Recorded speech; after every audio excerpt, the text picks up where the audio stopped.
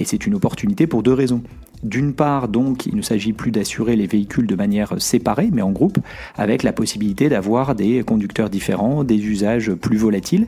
Et d'autre part, la flotte offre l'opportunité d'une centralisation. Un opérateur gère plusieurs véhicules. Bienvenue à toutes et à tous dans ce nouvel épisode de Tonalité InsurTech, la capsule. Avec ce format, l'idée est de partager avec vous de manière plus régulière mes réactions ou réflexions sur des sujets d'actualité ou des articles parus récemment. Le tout pour mieux appréhender l'innovation à l'œuvre dans l'assurance. Bonne écoute! J'ai écrit ce podcast dans la foulée de ma participation à un panel organisé par Via ID. C'est une initiative d'innovation qui regroupe différents acteurs liés à la mobilité. Le panel était organisé mi-juin à Paris autour de l'enjeu des données des véhicules connectés. J'étais appelé à partager quelques perspectives sur la manière dont ces données pouvaient utilement bénéficier à l'industrie de l'assurance.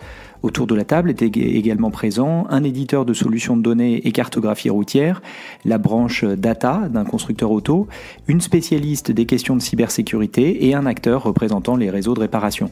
J'étais interrogé en particulier sur 3 axes: l'état de l'art et les défis rencontrés à date, les opportunités à explorer dans ce domaine et enfin les facteurs clés de succès.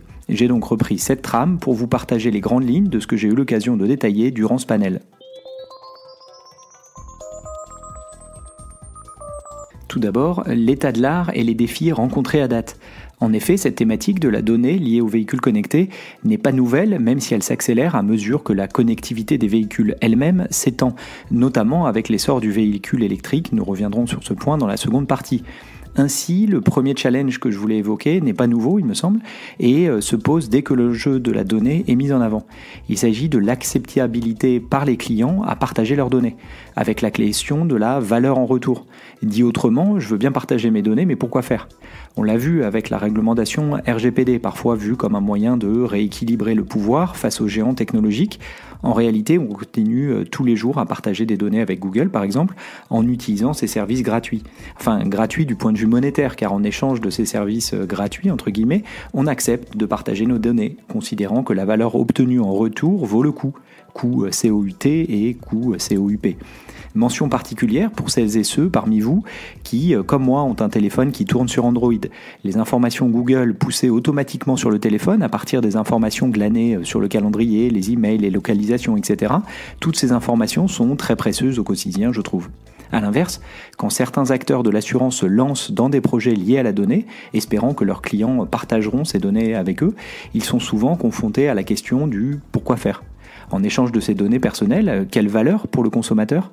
On s'éloigne de l'automobile, mais je pense à l'initiative Vitality en Angleterre, qui propose une Apple Watch gratuite si vous acceptez que les données de santé et bien-être qu'elle génère soient transférées à l'assureur partenaire.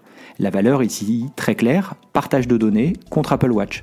Chacun pourra se faire une opinion sur le bien fondé de l'offre, c'est un autre sujet. L'autre défi à date, il me semble, c'est que les assureurs auto ont vécu jusqu'à présent sans les données des véhicules.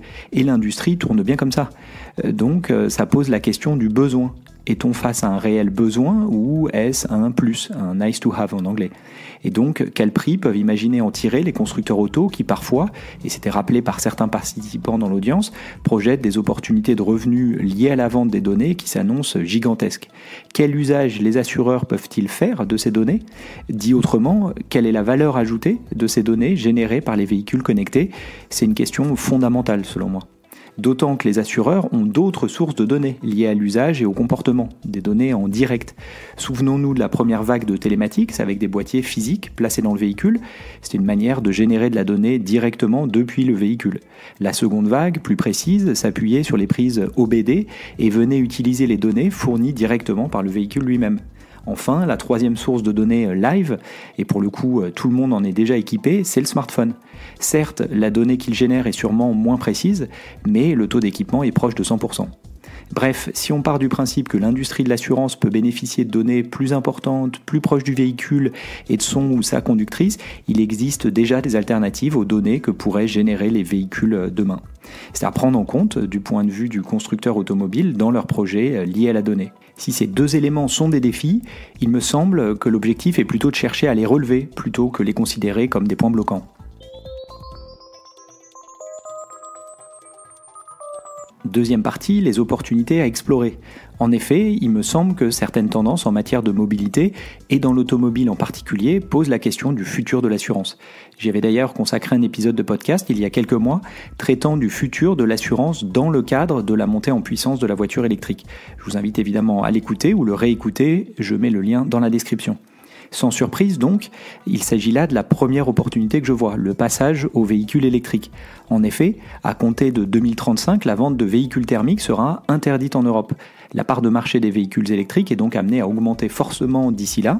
D'ailleurs, à la fin 2023, elle représentait déjà 25% de tous les véhicules neufs vendus en Europe, d'après une statistique fournie par Bloomberg. Et ce type de véhicule amène une nouvelle donne. Les problématiques sur le véhicule sont différentes et la batterie concentre toutes les attentions et tous les défis. Par exemple, le risque d'incendie est par construction plus élevé. Et à date, lorsqu'un véhicule est accidenté, il est très souvent prévu de mettre le véhicule au rebut plutôt que de le réparer à cause de l'incertitude autour de l'état de santé des batteries justement. Devoir systématiquement racheter un véhicule au lieu de le réparer le cas échéant, après n'importe quel accident, a forcément un impact sur le modèle assurantiel. Et à date, les tarifs d'assurance auto électrique explosent. Le Financial Times y avait consacré un article très intéressant il y a quelques mois en s'appuyant sur les données du marché anglais.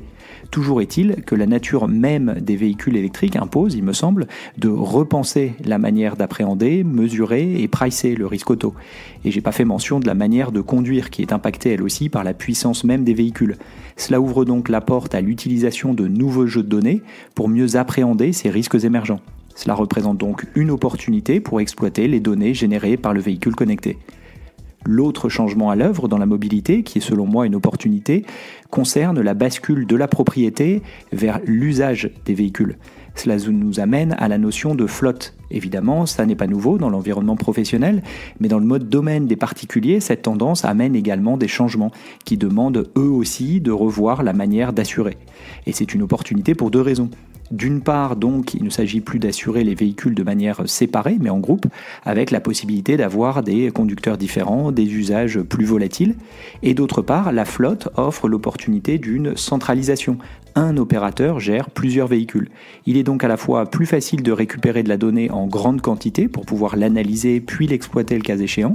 Et pour revenir sur l'enjeu de l'acceptabilité dont je parlais précédemment, il est évidemment beaucoup plus simple de contraindre le partage de la donnée dans un environnement d'usage à la demande comparé à la propriété individuelle.